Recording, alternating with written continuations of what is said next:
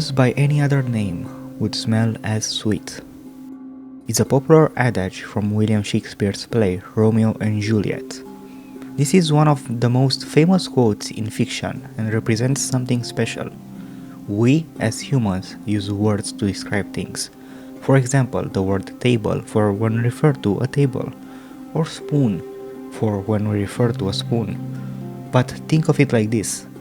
What if instead of calling tables, we'd call them dogs? Would the tables in our houses start barking? Would the tables start running around the house? No, because no matter what we call them, tables will always be tables. The same thing applies to Romeo in the play. It doesn't matter what his family name is, because Romeo will always act like and be Romeo. Now, here comes an interesting question. If words don't matter as much as we think they do, then what about lies? Enter Hoshino Ai, a once country bumpkin with no parents who became one of Japan's biggest idols. How? By doing the one thing all idols do: lie. She lied to everyone. Her manager, her boyfriend, her fans, and yet we still love and mourn her. Why? Why can so many of us relate to a person whose majority of life was based on lies? Why, after 150 chapters and 20 episodes, do we still cry when we see glimpses of her through Aqua and Ruby? If words are so replaceable, why are lies so unbreakable? Well, to answer these questions and many more, we need to dive into the life of Hoshino Ai and answer the question: was there any love, or was it all just a lie?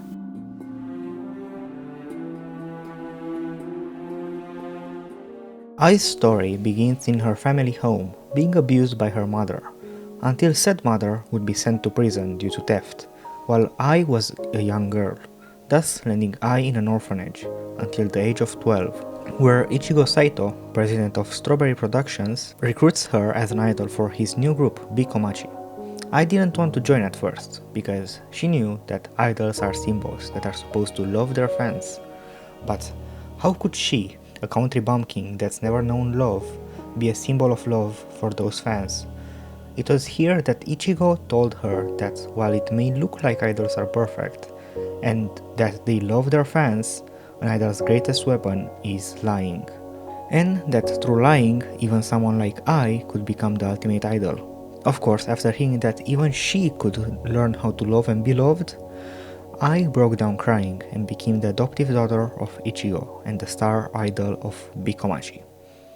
Throughout her career as an idol, Ai experienced multiple hardships. From her colleagues hating her, to her relationship with Hikaru Kamiki, another victim of the entertainment industry, to her final hardship, having to hide her twin children Aquamarine and Ruby. Normal people would break down from the stress of all of these hardships, but Ai just kept on lying and moving forward, because she knew that with enough lying and hard work, she can become the greatest idol, fulfilling the dreams of Ichigo and his wife, making her twins proud of their mother, and maybe finally being able to smile for real. Sadly, her life would come out short, thanks to her tragic death at the young age of 20, due to an insane fan that found out that she had children. Her final words being directed towards her two children, Ruby and Aqua. Ruby, Aqua, I love you. I finally said it. Those words definitely weren't a lie.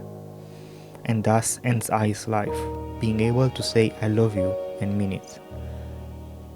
She may have not been able to fulfill everyone's dreams, but she managed to make herself proud by showing that she loves her fans, to remembering the name of her killer, this making her more of an idol than most, and finally understanding the meaning and weight behind the words I love you, thanks to Ruby and Aqua.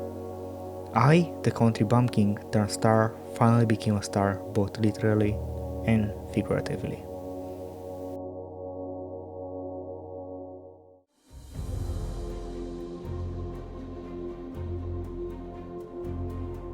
Thanks to what Ichigo told her, Ai has lied many times.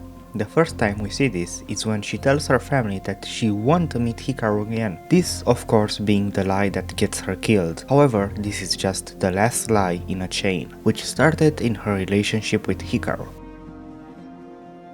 Ai and Hikaru are special. They are both the same cog in the entertainment machine. Young, beautiful, talented, and hardworking. However, the difference between the two of them is that while Ai luckily found love thanks to Ichigo, Hikaru only found suffering thanks to Airi, who had done unspeakable things to him ever since he met her at 11 years of age. Airi was sadly abused and used on her own turn, and in order to cope with it, she decided to do the same thing to the next generation, thus driving Hikaru insane, making him feel an emptiness that eventually got filled by Ai. However, with the death of Airi and her husband, Hikaru got his one bad day, finding out at the same time that Ai was pregnant, and because she felt him breaking thanks to the news and industry, she decided that they should break up for his good, and told him that she cannot love him. 15 years later, we found out about her most impactful and devastating lie. She wanted a family with him as well.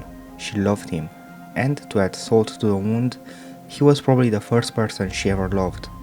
She loved him so much that she wanted Aqua to dedicate the movie The 15-Year Lie to him, in order to make him move on. Once again, Ai lies in order to try to make everyone else happy, not mattering what would make her happy. And unfortunately, thanks to her lie, everyone but Ruby met a tragic end. The entertainment industry and its pawns are truly something terrifying.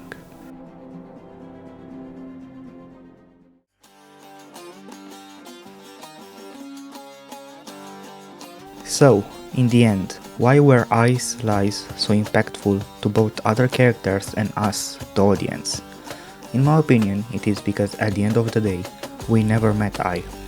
We only met the idol Hoshino Ai, the girl that would say anything to make the room she is feel cheerful and happy, to make the person that she's talking to feel special and unique, while she herself never truly felt seen or loved. Otherwise, she wouldn't have to hide her true self behind pretty lies, and that is something I think anyone can relate to. Doesn't matter if it's a character from the show or us, the audience. The most tragic aspect of Ai's death is that Hoshino Ai died when she met Ichigo, while on that fateful day, the only thing that truly died were her chains, as we can see in her final moments. She finally feels comfortable enough to drop the mask and tell her kids what she truly feels, from her hopes in Ruby's dancing to Aqua's acting. Even to her fans, she can finally say what she's thought about ever since her first performance, about how unfair the industry and fans are, about how she's supposed to act and be perfect, even though she was already born that way, as are all of us, and then ending it with an I love you from Hoshino Ai, the mother, not the idol.